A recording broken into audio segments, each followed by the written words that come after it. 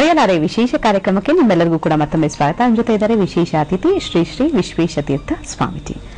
ಸ್ವಾಮೀಜಿ, ನಿಮ್ಮ ಕಾನ್ಸೆಪ್ಟ್ಗಳ ಬಗ್ಗೆ ಎಲ್ಲೋ ಕೇಳಿದಂತ ನೆನಪು, ಗುರುದೇವೋಭವ, ಮಾತೃದೇವೋಭವ, ಪಿತೃದೇವೋಭವ ಜೊತೆ ನೀವು ದೇಶ ದೇವೋಭವ ಅಂತ ಕೂಡ ಸೇರಿಸಿದ್ದೀರಾ. ಎಷ್ಟು ಆಧ್ಯಾತ್ಮಿಕ ದೃಷ್ಟಿಯೋ ಅಷ್ಟೇ ರಾಷ್ಟ್ರೀಯ ದೃಷ್ಟಿ.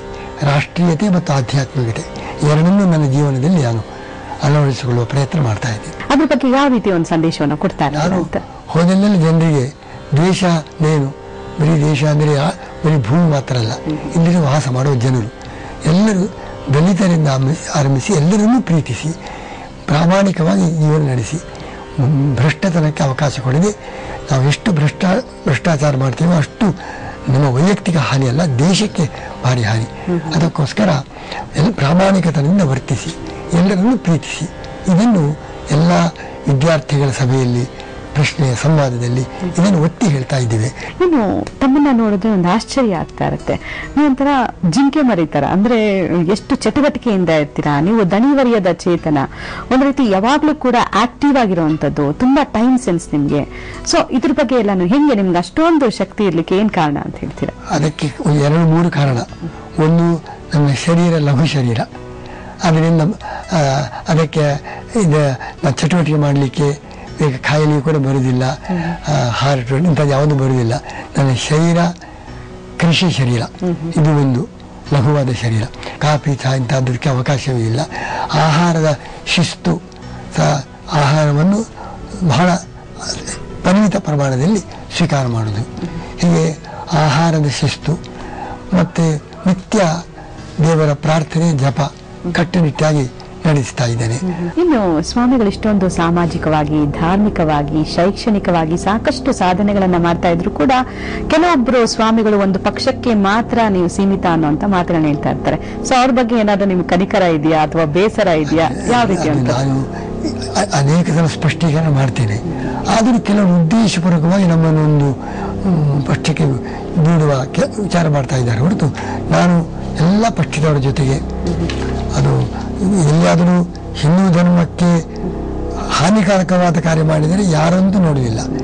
ಎಲ್ಲ ಪಕ್ಷದವರನ್ನು ನಾನು ವಿಮರ್ಶೆ ಮಾಡ್ತೇನೆ, ಸೂಚನೆ ಕೊಡ್ತೇನೆ, ಸಲಹೆ ಕೊಡ್ತೇನೆ. ಯಾರ ಮೇಲೆ ವೈಯಕ್ತಿಕವಾಗಿ ನಾನು ಅಭಿಮಾನವನ್ನೇ ಇಟ್ಟುಕೊಂಡಿದ್ದೇನೆ. ಎಲ್ಲ ಪಕ್ಷ, ಅದು ಕಮ್ಯುನಿಸ್ಟ್ ಎ.ಕೆ. ಗೋಪಾಲನು ಕೂಡ ನನ್ನಲ್ಲಿ ಬಹಳ ಸಂಪರ್ಕ ಇಟ್ಟುಕೊಂಡಿದ್ದರು, ಬಂದಿದ್ದರು ಅನೇಕ ಬಾರಿ. ಎ.ಕೆ. ಗೋಪಾಲ್ ಆಗಿನ ಕಮ್ಯುನಿಸ್ಟ್ ಲೀಡರು, ಅವರ ಜೊತೆಗೂ ಕೂಡ ನನಗೆ ಒಳ್ಳೆ ಸಂಪರ್ಕ ಇತ್ತು. ಅದರಿಂದ ಎಲ್ಲ ಪಕ್ಷದವರ ಜೊತೆಗೆ, ಅದು JDS ಇರ್ಬೋದು, ಜನತಾ ಪಕ್ಷ ಇರ್ಬೋದು, ಎಲ್ಲರ ಜೊತೆಗೆ ಒಳ್ಳೆಯ ಸಂಪರ್ಕ ಇಟ್ಟುಕೊಂಡಿದ್ದೇನೆ. ಅದರಲ್ಲಿ ಹಿಂದೂ ಮುಸಲ್ಮಾನರಿಗೆ, ಕ್ರೈಸ್ತರಿಗೆ ಅನ್ಯಾಯ ಆಗುವುದನ್ನು ನಾನು ಎಷ್ಟು ಮಾತ್ರಕ್ಕೂ ಅದಕ್ಕೆ ಒಪ್ಪಿಕೊಡುವುದಿಲ್ಲ. ಅವರಿಗೂ ರಕ್ಷಣೆ ದೊರೆಯಬೇಕು, ಹಿಂಸೆ ಆಗಬಾರದು. ಹಿಂದೂಗಳಿಗೂ ಅನ್ಯಾಯ ಆಗಬಾರದು. ಅಲ್ಪಸಂಖ್ಯಾತರು ಬಹುಸಂಖ್ಯಾತರು ಅಂತ ಪಕ್ಷಪಾತ ಮಾಡಬೇಡಿ. ಇನ್ನು ಒಂದು ದೊಡ್ಡ ದುರ್ದೈವದ ಸಂಗತಿ ಅಂದ್ರೆ ಒಂದು ದೊಡ್ಡ ಸಮಾಜವನ್ನ ಸಮಾಜದ ಮುಖ್ಯವಾಹಿನಿಯಿಂದ ಹೊರಗಡೆ ಇಟ್ಟಿರುವಂತದ್ದು. ಅಂದ್ರೆ ಕೆಲವರನ್ನ ನಾವು ನಮ್ಮವರು ಅಂತ ಒಪ್ಕೊಳ್ಳೋದೇ ಇಲ್ಲ. ಸೊ ಅಂತ ಒಂದು ಜನಾಂಗದ ಬಗ್ಗೆ ತಮ್ಮ ಒಂದು ಅಭಿಪ್ರಾಯ? ದೊಡ್ಡ ಸಮಾಜ ಅಂದ್ರೆ ಅದಕ್ಕೋಸ್ಕರ ನಾನೀಗ 30-40 ವರ್ಷಗಳಿಂದ ಅವರನ್ನು ಮುಖ್ಯವಾಹಿನಿಯಲ್ಲಿ ಸರಿಲಿಕ್ಕೆ ಪ್ರಯತ್ನ ಮಾಡ್ತೇನೆ. ಅನೇಕ ವಿರೋಧಗಳನ್ನು ಕೂಡ ಅದಕ್ಕೆ ಎದುರಿಸ್ತೇನೆ. ಎರಡೂ ಕಡೆಯವರು ಟೀಕಿಸ್ತಾರೆ. ನಮ್ಮ ದಲಿತರ ಸುದ್ದಿ ಇವರಿಗೆ ಹಾಕಬೇಕು ಅಂತ ಹೇಳುವ ಬುದ್ಧಿಜೀವಿಗಳು ಇದ್ದಾರೆ, ಸ್ವಾಮಿಗಳು ಅಲ್ಲಿ ಯಾಕೆ ಹೋಗಬೇಕು ಅಂತ ಹೇಳುವ ಸನಾತನಿಗಳು ಇದ್ದಾರೆ. ಇಬ್ಬರನ್ನೂ ಕೂಡ ಸಮಾಧಾನ ಪಡಿಸಿಕೊಂಡು ನಾನು ಅದರಲ್ಲಿ ಪ್ರಾಮಾಣಿಕತನವಾಗಿ ಆ ದಾರಿಯಲ್ಲಿ ಒಂದು ಹಿಂದೂ ಸಮಾಜದಲ್ಲಿ ಇಂಥ ವಿಘಟನೆ ಇರಬಾರದು. ಸರಿ, ಅದಕ್ಕೋಸ್ಕರ ಪ್ರಯತ್ನ ಮಾಡ್ತಾ ಇದ್ದೀನಿ. ಸರಿ, ಈ ಪ್ರಯತ್ನವಾಗಿ ನೀವು ದಲಿತರ ಕೇರಿಗಳಿಗೆ ಹೋಗುವಂತದ್ದು, ದಲಿತರ ಮನೆಗಳಿಗೆ ಹೋಗ್ತೀರಾ, ಪಾದ ಪೂಜೆಯನ್ನ ಮಾಡಿಸ್ಕೊಂತೀರಾ. ಸೊ ಇದರಿಂದ ಏನಾದ್ರು ಬದಲಾವಣೆಗಳನ್ನ ತಾವೇನಾದ್ರು ಕಾಣ್ತಾ ಇದ್ದೀರಾ? ಬದಲಾವಣೆ ಆಗ್ತಾ ಇದೆ. ನನಗೆ ಒಂದು ದಲಿತರಲ್ಲಿ ನಾನು ಹೋದಾಗ ಅವರು ನಮ್ಮನ್ನು ಸ್ವಾಗತಿಸುವ ಮಕ್ಕಳು, ಸ್ತ್ರೀ ಮಹಿಳೆಯರು ಎಲ್ಲರಿಗೂ ಎಷ್ಟು ಆನಂದದಿಂದ ನಮ್ಮನ್ನು ಸ್ವಾಗತಿಸ್ತಾ ಇದ್ದಾರೆ. ಅದನ್ನು ಕಂಡಾಗ ಅದು ನಾನು ಮರೆಯಲಾರದ ಘಟನೆಯಲ್ಲಿ ಅದು ಒಂದು. ಎಷ್ಟು ಕಡೆ ದಲಿತರ ಕೇರಿಗೆ ಹೋಗಿದ್ದೇನೆ, ಚಿಕ್ಕ ಮಕ್ಕಳಿಂದ ಆರಂಭಿಸಿ ಅವರು ನಮ್ಮನ್ನು, ಅವರ ಕಣ್ಣಿನಲ್ಲಿರುವ ಆ ಒಂದು ಪ್ರೇಮ ಭಕ್ತಿ ಎದ್ದು ಕಾಣಿಸ್ತಾ ಇತ್ತು. ಆ ರೀತಿ ಎಲ್ಲರೂ ಕೂಡ ಸ್ವಾಗತಿಸ್ತಾ ಇದ್ದಾರೆ. ಅವರಿಗೊಂದು ಭರವಸೆ, ನಮ್ಮ ಜೊತೆಗೆ ಸ್ವಾಮಿಗಳಿದ್ದಾರೆ ಅಂತ ಒಂದು ವಿಶ್ವಾಸ ಮೂಡ್ತಾ ಇದೆ. ಅದರಿಂದ ನಾನು ಪ್ರಾರಂಭದಲ್ಲಿ 70ನೇ ಇಸವಿಯಲ್ಲಿ ಹೋದಾಗ ಭಾರಿ ವಿರೋಧ ಇತ್ತು. ಎಲ್ಲರೂ ಕೂಡ ನಾವು ಮಾಡಿದ್ದು ಸರಿ ಅಂತ ಮೇಲ್ಜಾತಿಯವರು ಕೂಡ ಅದನ್ನು ಸ್ವಾಗತಿಸ್ತಾ ಇದ್ದಾರೆ. ಯಾರದ್ದೂ ವಿರೋಧ ಇಲ್ಲ. ಮತ್ತು ಹಳ್ಳಿಗಳಲ್ಲಿ ಮೊದಲಿನ ಒಂದು ಅಸ್ಪೃಶ್ಯತೆ ಆಚರಣೆ ಈಗ ಬಹಳ ಕಡಿಮೆ ಆಗಿದೆ. ಆದರೂ ಕೆಲವು ಕಡೆ ನಡೀತಾ ಇರಬಹುದು, ಪೂರ್ತಿ ಹೋಗಿದೆ ಅಂತ ಹೇಳ್ತಾ ಇಲ್ಲ. ಅಂತೂ ಇಂಥ ಕಾರ್ಯಕ್ರಮಗಳಿಂದಾಗಿ ಈ ಪರಿವರ್ತನೆ ಸಮಾಜದಲ್ಲಿ ಸಾಕಷ್ಟು ಆಗಿದೆ. ಅವರನ್ನು ನಾವು ನಿಕೃಷ್ಟರಾಗಿ ನೋಡಬಾರದು ಎಂಬಂತಹ ಭಾವನೆ ಮೇಲ್ಜಾತಿಯವರಲ್ಲಿ ಕೂಡ ಬೆಳೀತಾ ಇದೆ.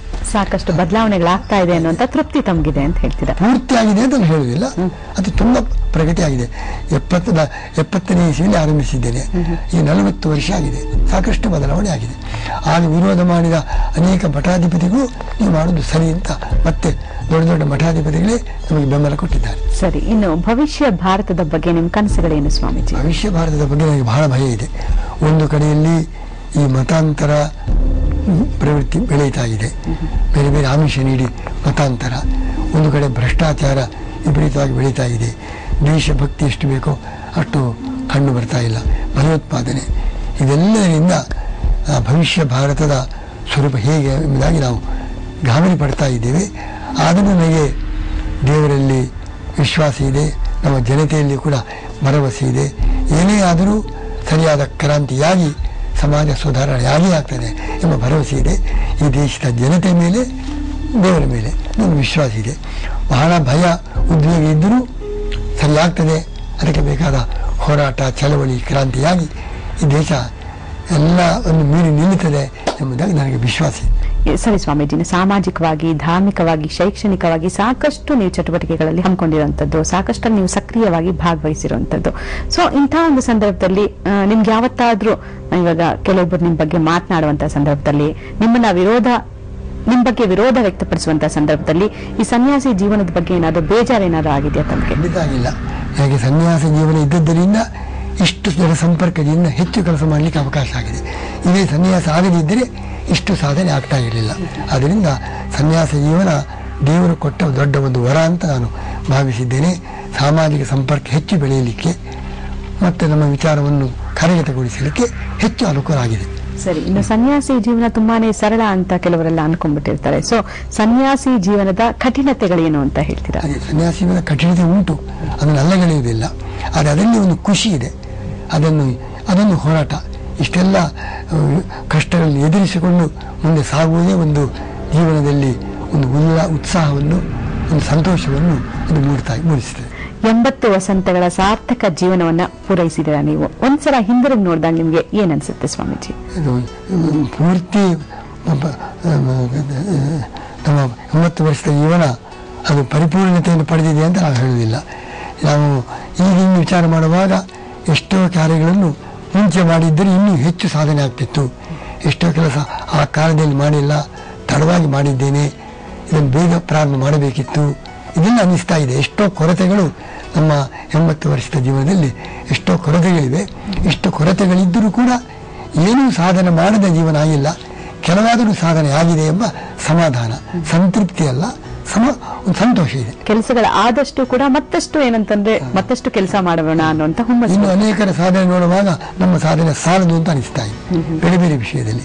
ಅದು ನಾವು ಬಹುಮುಖವಾಗಿ ಒಂದು ಕಡೆ ಆಧ್ಯಾತ್ಮಿಕ ಶಾಸ್ತ್ರೀಯ ಪ್ರಗತಿ, ಇನ್ನೊಂದು ಕಡೆ ಸಾಮಾಜಿಕ ಉನ್ನತಿ, ಎರಡೂ ದೃಷ್ಟಿಯಿಂದ ಒಂದು ಮಠಾಧಿಪತಿಗಳು ಹೇಗಿರಬೇಕೆಂಬುದರ ಬಗ್ಗೆ ಒಂದು ಹೊಸ ಕಾರ್ಯಕ್ರಮ ನಾನು ರೂಪಿಸಿದ್ದೇನೆ ಎಂಬುದೇ ನಮಗೆ ಒಂದು ಸಂತೋಷ. ಸರಿ ಸ್ವಾಮೀಜಿ, ದಣಿವರಿಯದ ಚೇತನ ನೀವು. ಮುಂದೆ ಇನ್ನು ಏನೆಲ್ಲ ಯೋಜನೆಗಳನ್ನ ಇಟ್ಕೊಂಡಿದ್ದೀರಾ ಅಂತ? ಮುಂದೆ ಇನ್ನು ಹೆಚ್ಚು ಯೋಚನೆ, ಈಗಿದ್ದ ಚಟುವಟಿಕೆ ಸಾಕಷ್ಟಿದೆ, ಅದನ್ನೇ ಮುಂದುವರಿಸಿಕೊಂಡು ಅದರಲ್ಲಿ ಸಾಧ್ಯವಾದಷ್ಟು ಒಂದು ಮಧ್ವಾಚಾರ್ಯರ ಭಕ್ತಿ ಸಿದ್ಧಾಂತದ ಪ್ರಸಾರ ಇನ್ನೂ ಈ ದೇಶದಲ್ಲಿ ವ್ಯಾಪಕವಾಗಿ ನಡೀಬೇಕು. ಇನ್ನೊಂದು ಹಿಂದೂ ಸಮಾಜದಲ್ಲಿ ಅದನ್ನು ದಲಿತರ ಬಗ್ಗೆ ಹೀಗಿರತಕ್ಕಂಥ ಪರಿಸ್ಥಿತಿ ನಿವಾರಣೆಯಾಗಿ ಹಿಂದೂ ಸಮಾಜದಲ್ಲಿ ಆ ಸಾಮರಸ್ಯ, ಜಾತಿಗಳಲ್ಲಿ ಸಾಮರಸ್ಯದಿಂದ ಬಲಿಷ್ಠವಾದ ಹಿಂದೂ ಸಮಾಜದ ರಚನೆ ಮತ್ತು ಮಧ್ವಾಚಾರ್ಯರ ತತ್ವಜ್ಞಾನದ ಪ್ರಸಾರ ಮತ್ತು ಈ ಬ್ರಾಹ್ಮಣ ಸಮಾಜದಲ್ಲಿ ಕೂಡ ಅವರ ಆ ಸಂಸ್ಕೃತಿಯನ್ನು ಅವರು ಉಳಿಸಿಕೊಳ್ಬೇಕು. ಅವ್ರ ಬ್ರಾಹ್ಮಣ್ಯದೊಂದು ವಿಶಿಷ್ಟ ಸಂಸ್ಕೃತಿ ಇದೆ, ಅದು ಕೂಡ ಶಿಥಿಲವಾಗ್ತಾ ಇದೆ, ಅದು ಆಗಬಾರದು. ಈ 3 ಮಧ್ವಾಚಾರ್ಯ ತತ್ವಜ್ಞಾನ ಪ್ರಸಾರ, ಬಲಿಷ್ಠ ಹಿಂದೂ ಸಮಾಜದ ರಚನೆ, ಅದರಲ್ಲಿ ಎಲ್ಲರೂ ಬ್ರಾಹ್ಮಣರಿಂದ ಆರಂಭಿಸಿ ದಲಿತರವರೆಗೆ ಎಲ್ಲರನ್ನೂ ಕೂಡ ಸಂಘಟಿಸಿದ ಹಿಂದೂ ಸಮಾಜದ ರಕ್ಷಣೆ ಬ್ರಾಹ್ಮಣ ಸಮಾಜ ತನ್ನ ಸಂಸ್ಕೃತಿಯನ್ನು ಸರಿಯಾದ ರೀತಿಯಲ್ಲಿ ಕಾಪಾಡಿಕೊಳ್ಳಬೇಕು. ಈ ಮೂರನ್ನು ಮತ್ತಷ್ಟು ಚೆನ್ನಾಗಿ ಸಾಧಿಸಲಿಕ್ಕೆ ಮತ್ತು ನಮ್ಮ ರಾಷ್ಟ್ರ ಮಾತ್ರ ಒಳ್ಳೆ ನಮ್ಮ ರಾಷ್ಟ್ರದ ಬಗ್ಗೆ ಅಭಿಮಾನ ಪಡುವ ರೀತಿಯಲ್ಲಿ ಅದು ಎಲ್ಲ ರೀತಿಯಲ್ಲಿ ಉನ್ನತಿಯನ್ನು ಪಡೆಯಬೇಕು. ಅಂತಹ ಬಲಿಷ್ಠವಾದ ಮತ್ತು ಎಲ್ಲ ರೀತಿಯ ಶ್ರೇಷ್ಠತೆಯನ್ನು ಪಡೆದ ರಾಷ್ಟ್ರವನ್ನು ಕಾಣುವ ಒಂದು ಆಸೆ ನನಗಿದೆ. ಉಳಿದ ಎಲ್ಲ ರಾಷ್ಟ್ರಗಳನ್ನು ಕೂಡ ಮೀರಿ ನಿಲ್ಲುವಂತಹ ರಾಷ್ಟ್ರವಾಗಿ ಈ ನೈತಿಕವಾಗಿಯೂ ಮತ್ತು ಆರ್ಥಿಕವಾಗಿ ಸಮೃದ್ಧಿ, ಭೌತಿಕ ಸಮೃದ್ಧಿಯಿಂದಲೂ ನೈತಿಕತೆಯಿಂದಲೂ ಎಲ್ಲ ರಾಷ್ಟ್ರವನ್ನು ಮೀರುವ ರಾಷ್ಟ್ರವಾಗಿ ನಮ್ಮ ರಾಷ್ಟ್ರ ಅದನ್ನು ಕಾಣಬೇಕೆಂಬುದು ನನ್ನ ದೊಡ್ಡ ಆಸೆ. ಸರಿ ಸ್ವಾಮೀಜಿ, ಒಟ್ಟು ಬಲಿಷ್ಠ ಭಾರತ ನಮ್ದಾಗಬೇಕು ಅನ್ನುವಂಥ ಕನಸನ್ನ ತಾವಿಟ್ಕೊಂಡಿದ್ದೀರಾ ಅಂತ. ಇನ್ನು ಸ್ವಾಮೀಜಿ, ಇವತ್ತಿನ ಕಾರ್ಯಕ್ರಮದಲ್ಲಿ ಭಾಗವಹಿಸಿ ತಾವು ಪೂರ್ವಾಶ್ರಮದ ಬಗ್ಗೆ ಜೊತೆಗೆ ಸಾಕಷ್ಟು ಹಲವಾರು ಘಟನೆಗಳು ನಮ್ಗೆಲ್ಲರಿಗೂ ಕೂಡ ಗೊತ್ತಿಲ್ಲದಿರ ಇರುವಂಥ ಘಟನೆಗಳನ್ನ ಹೇಳ್ಕೊಂಡಿದ್ದೀರಾ. ಹೇಗನ್ನಿಸ್ತು ಈ ಕಾರ್ಯಕ್ರಮ ಅಂತ? ನನಗೂ ಕೂಡ ಎಷ್ಟೋ ನನಗೆ ಹೇಳಬೇಕಾದ ಸಂಗತಿಗಳನ್ನು ಹೇಳಲಿಕ್ಕೆ, ನನ್ನ ಭಾವನೆಗಳನ್ನು ವ್ಯಕ್ತಪಡಿಸಲಿಕ್ಕೆ ಅವಕಾಶ ಕೊಟ್ಟ ಬಗ್ಗೆ ನಾವು ಅಭಿನಂದನೆಗಳು. ಸರಿ ಸ್ವಾಮೀಜಿ, ತಾವು ಕಾರ್ಯಕ್ರಮದಲ್ಲಿ ಭಾಗವಹಿಸಿದ್ದಕ್ಕೆ ಧನ್ಯವಾದಗಳು ತಮಗೆ. ಭಾರತದ ಉದ್ದಗಲಕ್ಕೂ ನೀರ್ಮುತ್ತಿನ ಕರಿಮೇಘದಂತೆ ಹರಡಿಕೊಂಡಿರೋ ಶ್ರೀ ಶ್ರೀ ವಿಶ್ವೇಶತೀರ್ಥರು ಕೇವಲ ಸ್ವಾಮೀಜಿ ಮಾತ್ರ ಅಲ್ಲ, ಮಹಾನ್ ದೇಶಭಕ್ತರು. ದೇಶದ ಎಲ್ಲಾ ಸಂಕಟಗಳಿಗೆ ಪ್ರತಿ ಪ್ರಜೆಯೂ ದೇಶಭಕ್ತರಾಗೋದೇ ಪರಿಹಾರ ಅಂತ ಪ್ರತಿಪಾದಿಸೋ ಅಪರೂಪದ ಯತಿಯವರು. ಸಾಮಾನ್ಯವಾಗಿ ಇವರನ್ನ ನಾವು ನೋಡಿದ್ರೆ ಇವರೊಬ್ರು ಮಠಾಧೀಶರು, ಇವರೊಬ್ರು ಧರ್ಮ ಪ್ರಚಾರಕರು ಅಷ್ಟೇ. ಆದ್ರೆ ವಿಶ್ವೇಶತೀರ್ಥರ ಒಳಹೊಕ್ಕು ನೋಡಿದ್ರೆ ಇವರ ಸಾಮಾಜಿಕ, ಧಾರ್ಮಿಕ, ಶೈಕ್ಷಣಿಕ, ಸಾಂಸ್ಕೃತಿಕ ವಿಶ್ವರೂಪವೇ ಕಾಣುತ್ತೆ. ಅಂತ ಒಬ್ಬ ಮಹಾನ್ ಸ್ವಾಮೀಜಿಯ ಜೀವನಾನುಭವ ಏನು ಅನ್ನೋದನ್ನ ಇವತ್ತಿನ ಮರೆಯಲಾರೆ ಕಾರ್ಯಕ್ರಮದಲ್ಲಿ ತಿಳಿದುಕೊಂಡಿದ್ದೀವಿ. ಈ ಪ್ರಯತ್ನ ನಿಮ್ಗೆಲ್ಲರಿಗೂ ಕೂಡ ಇಷ್ಟವಾಗಿದೆ ಅಂತ ಭಾವಿಸ್ತೀನಿ. ಮುಂದಿನ ವಾರ ಮತ್ತೊಬ್ಬ ವಿಶೇಷ ಅತಿಥಿಯೊಂದಿಗೆ ಮರೆಯಲಾರೆ ಕಾರ್ಯಕ್ರಮದಲ್ಲಿ ನಿಮ್ಮನ್ನೆಲ್ಲ ಭೇಟಿ ಮಾಡ್ತೀನಿ. ನಮಸ್ಕಾರ.